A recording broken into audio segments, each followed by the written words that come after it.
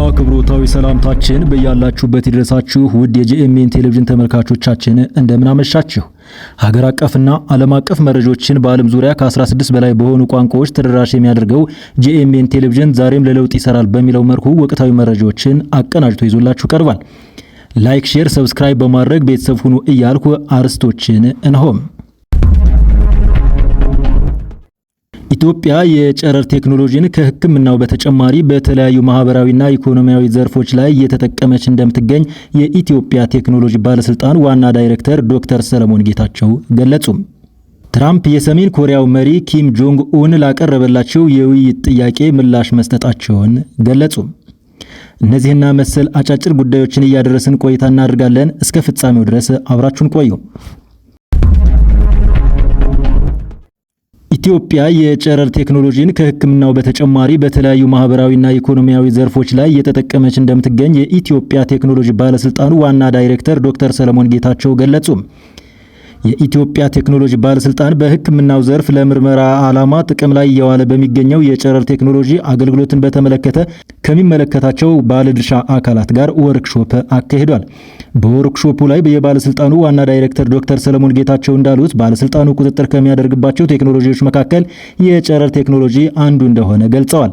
ኢትዮጵያ የጨረር ቴክኖሎጂን በሕክምናው ብቻ ሳይሆን በተለያዩ ማህበራዊና ኢኮኖሚያዊ ዘርፎች ላይ እየተጠቀመች እንደምትገኝም ተናግረዋል። ዶክተር ሰለሞን ጌታቸው በጥናታቸው እንዳመላከቱት የጨረር ቴክኖሎጂ ለሕክምና ምርመራ ጥቅም ላይ በሚውልበት ወቅት የጨረር መጠን አጠቃቀም ከቦታ ቦታና ከባለሙያ መለያየት መስተዋሉንም ጠቁመዋል። ይህ በጨረር ቴክኖሎጂና በሌሎች የሕክምና ባለሙያዎች እንዲሁም የሕክምና ተገልጋዮች ላይ የጎንዮሽ ጉዳት ሊያስከትል እንደሚችልም ገልጸዋል። በሕክምና ዘርፉ ደህንነቱ የተጠበቀና ትክክለኛውን መጠን ግምት ውስጥ ያስገባ የጨረር ቴክኖሎጂን ለምርመራም ሆነ ለሕክምና አገልግሎትን መጠቀም እንደሚገባም አስገንዝበዋል። የጨረር ቴክኖሎጂን ለሕክምና ምርመራ ሲውል ታካሚውን ወቅታዊ የጤናና የአካል ሁኔታ ግምት ውስጥ ማስገባት እንደሚገባ የተናገሩት ደግሞ በጥናቱ በአማካሪነት የተሳተፉት ፕሮፌሰር ሰይፈ ተፈሪ ናቸው። ጥናቱ ዓለም አቀፍ ተሞክሮዎች እና በሕክምናው ዘርፍ መሳተፍ የሚገባቸውን ባለሙያዎች ማሳተፉን ገልጸዋል። በኢትዮጵያ በተለያዩ የሕክምና ተቋማት የጨረር ቴክኖሎጂን ለሕክምና ምርመራ እየተጠቀምን ብንሆንም ወጥ በሆነ መንገድ እየተተገበረ ባለመሆኑ ጥናቱ ይህን ችግር በመፍታት በኩል የራሱን አስተዋጽኦ ያበረክታልም ብለዋል። ሌላኛው በጥናቱ በአማካሪነት የተሳተፉት ፕሮፌሰር ዳንኤል ዘውድነህ በበኩላቸው ጥናቱ በተለያዩ ጊዜያት ሆስፒታሎች በተናጠል ሲያከናውኑት ከነበረው ጥናት በይዘቱም ሆነ በስፋቱ ከፍ ያለ መሆኑን ጠቁመው በዘርፉ የሚስተዋሉ ችግሮችን ለመፍታት አስተዋጽኦ እንደሚያበረክት ተናግረዋል። የጨረር ቴክኖሎጂን ለሕክምና ምርመራ ስንጠቀም ለታካሚውም ሆነ ለዘርፉ ባለሙያው ደህንነትን በሚያረጋግጥ መልኩ መሆን እንዳለበትም ጥናቱ ምክረ ሐሳብ ያካተተ መሆኑን ገልጸዋል ሲል ኢዜአ ዘግቧል። የየመን ሁቲ ኃይሎች ጂዛን ሳውዲ አረቢያ ውስጥ የሚገኘውን አራምኮ የተባለውን ግዙፍ የነዳጅ ተቋም በድጋሚ በድሮን መምታታቸውን አስታወቁ። የሁቲ የዜና ወኪል የሆነው ሳባ የዜና ወኪል እንደዘገበው በነዳጅ ተቋሙ ላይ ጥቃቱ የተፈጸመው ሳውዲ አረቢያ በየመን የአየር ክልል ላይ ለፈጸመችው ጥሰት አጻፋ ነው ብለዋል። የዜና ወኪሉ ወታደራዊ ምንጭን ጠቅሶ እንደዘገበው ሁቲዎች አራምኮ የነዳጅ ማጣሪያ ተቋምን ኢላማ ያደረጉት በርካታ ድሮኖችን በማስወንጨፍ ነው። እርምጃው ሳውዲ የየመንን ግዛት በሆኑት ሰዓዳና ሐጃህ ውስጥ ለፈጸመችው የአየር ክልል ጥሰት ምላሽ ነው በማለት ወታደራዊ ምንጩ ገልጿል።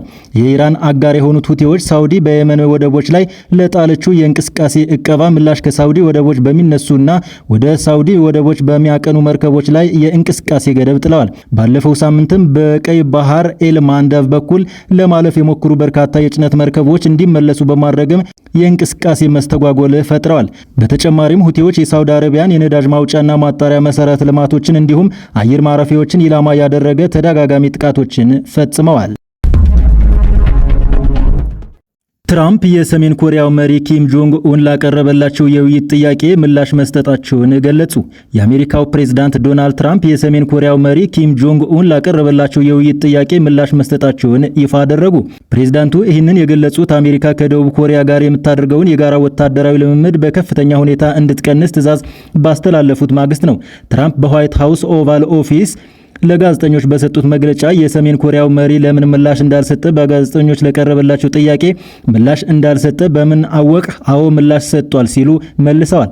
ፕሬዝዳንቱ ከኪም ጆንግ ኡን የተላከውን ምላሽ ዝርዝር ይዘት ከመናገር ቢቆጠቡም አሁን ያለው ግንኙነትና የሐሳብ ልውውጥ በጣም አዎንታዊ ደረጃ ላይ እንደሚገኝ አስታውቀዋል። ከኪም ጆንግ ኡን ጋር ስላላቸው የግል ዲፕሎማሲያዊ ግንኙነት ማብራሪያ የሰጡት ትራምፕ ኪም ጆንግ ኡን ሁል ጊዜ በትልቅ አክብሮት ነው የሚያስተናግደኝ፣ እኔም እሱን እረዳዋለሁ፣ እሱም እኔን ይረዳኛል ብለዋል። አክለውም የሰሜን ኮሪያው መሪ የቀድሞዎቹን የአሜሪካ ፕሬዝዳንቶች ባራክ ኦባማንና ጆ ባይደንን እንደማይወድ ጠቅሰው ከእሳቸው ጋር ግን የተሻለ መግባባት እንዳለም ገልጸዋል። ይህ በእንዲህ እንዳለ ፕሬዝዳንት ትራምፕ የደቡብ ኮሪያ መንግስትን በከፍተኛ ሁኔታ ወቅሰዋል። አሜሪካ ደቡብ ኮሪያን ከሰሜን ኮሪያ ስጋት ለመጠበቅ 39,000 ወታደሮችን በስፍራው ማሰማራቷን ያስታወሱት ትራምፕ የደቡብ ኮሪያው ፕሬዝዳንት ሊ ጄ-ሞዮንግ ግን አሜሪካ ኢራንን በተመለከተ ለምታደርገው ወታደራዊ ጥረት ድጋፍ ለመስጠት ፈቃደኛ ለመሆናቸውን በመግለጻቸው ቅሬታቸውን ሰንዝረዋል።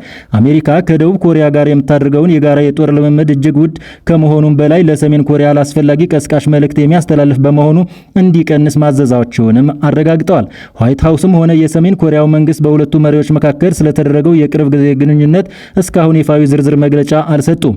ይሁን እንጂ የፖለቲካ ተንታኞች የትራምፕ አዲስ ዲፕሎማሲያዊ አካሄድ በዋሽንግተንና በፒዮንግያንግ መካከል አዲስ የሰላም ንግግር ሊያስጀምር እንደሚችል እየገመቱ ይገኛሉ። ሩሲያ በብሪታንያ የተሰሩ ድሮኖች በግዛቷ ውስጥ በሚገኙ ኢላማዎች ላይ ለተፈጸሙ ጥቃቶች መዋላቸው መረጋገጡን ተከትሎ ታላቋ ብሪታንያ የዩክሬንን ቀውስ ሆን ብላ እያባባሰች ነው ስትል ከሰሰች። በዩናይትድ ኪንግደም የሚገኘው የሩሲያ ኤምባሲ ባወጣው መግለጫ በዚህ ድርጊቷ ዩናይትድ ኪንግደም ለሚፈጸሙት ዳማዊ ወንጀሎች እና የሽብር ጥቃቶች አጋርና ተባባሪ በመሆን እየሰራች ትገኛለች ብሏል።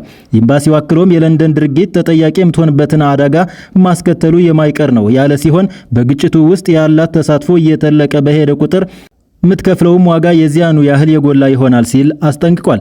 ለዚህ ምላሽ የሰጡት የዩናይትድ ኪንግደም የመከላከያ ሚኒስቴር ቃል አቀባይ ለቢቢሲ እንደተናገሩት ብሪታንያ ከዩክሬን ጎን ትከሻ ለትከሻ ትቆማለች። ቃል አቀባዩ በመግለጫው ሩሲያ ይህን መንግስት በዩክሬንም ሆነ በዩናይትድ ኪንግደም እና በአጋሮቿ ላይ የሚሰነዘረውን የሩሲያ ወረራ ለመመከት ያለውን ቁርጠኝነት ልትጠራጠር አይገባም ብለዋል።